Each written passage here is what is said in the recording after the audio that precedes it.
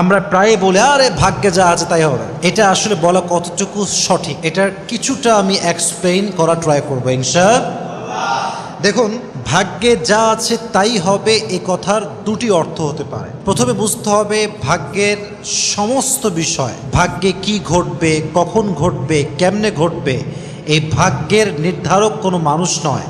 ভাগ্যের নির্ধারক হচ্ছে এক সত্তা। তিনি কে? তিনি হচ্ছেন ভাগ্যের লেখক। তিনি আমাদের ভাগ্যে কি ঘটবে সব লিখে রেখেছেন। বাট দ্য ফ্যাক্ট ইজ আল্লাহ সুবহানাহু ওয়া তাআলা didn't force you to do anything.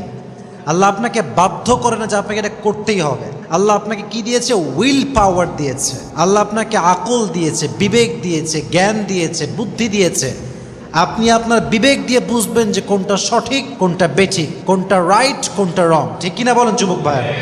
এটা আল্লাহ আপনাকে মেধা দিয়েছেন, সেই শক্তি দিয়েছেন, সে বুদ্ধি দিয়েছেন, সেই ক্যাপাসিটি দিয়েছেন, আল্লাহ আপনাকে সেই বিবেকটা দিয়েছেন।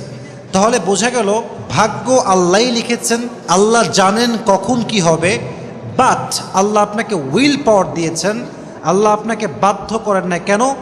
বাধ্য যদি আল্লাহ করতেন কিছু করার জন্য, তাহলে দুনিয়ার জীবন যে পরীক্ষা, এটার কোনো অর্থ আর বাকি থাকতো না। মনে করেন যে আল্লাহ আপনাকে, ফর অ্যান এক্সাম্পল, আপনি সুদ খেয়েছেন, তো আল্লাহ যদি আপনাকে বাধ্য করে তাহলে দুনিয়ার জীবনটা যে পরীক্ষার জীবনটা আর বাকি থাকতো না। কারণ পরীক্ষা মানে কি?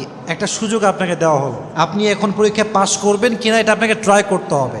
যদি আল্লাহ আপনাকে বাধ্য করে সুদ খাওয়ায় তাহলে আপনাকে আল্লাহ বাধ্য করে জাহান্নামে বানালো, নাউজুবিল্লাহি মিন যালিক। এটা কখনো হতে পারে না। অতএব বোঝা গেল আল্লাহ মানুষকে উইল পাওয়ার দিয়েছে, মানুষ তার বিবেক খাটিয়ে কি করবে কি করবে না সে ডিসাইড করতে পারে।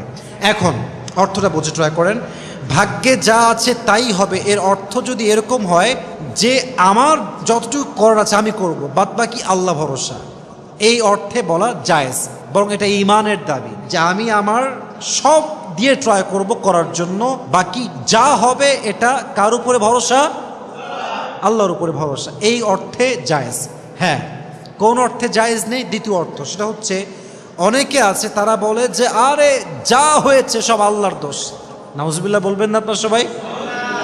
তাদের লজিক কি? এদেরকে বলা হয় জাবারিয়া। এদের লজিক হচ্ছে যেহেতু আল্লাহ ভাগ্যে আগেই লিখে রেখেছেন কি হবে না হবে, অথবা আমি যা করব এটা আমার দোষ না, আল্লাহর দোষ। নাউজুবিল্লাহ পড়েন সবাই। এই অর্থে ভাগ্যে যা আছে তাই হবে বলাটা জায়েজ না, বরং এটা ইমান বিধ্বংসী কথা, ইমানের সাথে পরিপূর্ণ সাংঘর্ষিক কথা। ইমানের দাবি হচ্ছে আপনি আপনার সর্বোচ্চটা করবেন, বাদবাকি ভরসা কার উপরে? বাট আপনি আল্লাহকে দোষারোপ করতে পারবেন, এটা ইমানের বাহিরের কথা, ইমান বিধ্বংসী কথা এটা। অতএব যা আছে ভাগ্যে তাই হবে, এটা এই অর্থে জায়েজ যে আল্লাহ ভাগ্যে কি হবে না হবে আল্লাহ জানেন। বাট আল্লাহ আমাকে বিবেক দিয়েছেন, বুদ্ধি দিয়েছেন, আমি আমার সর্বোচ্চটুকু করব, তারপর আমি বলবো যে যা হবে এটা আল্লাহর উপরে ভরসা, এটা আল্লাহ তাআলাই করবেন। রাজি আছেন তো ইনশাআল্লাহ? আল্লাহ আমাদের সর্বোচ্চটুকু করার পরে আল্লাহর উপরে পরিপূর্ণ ভরসা করার তৌফিক দান করুক। সকলেই মন খুলে পড়েন আমিন। আল্লাহ আমাদের সকলের ভাগ্যে ভালো জিনিস লিখে দিক। সকলেই পড়েন আমিন।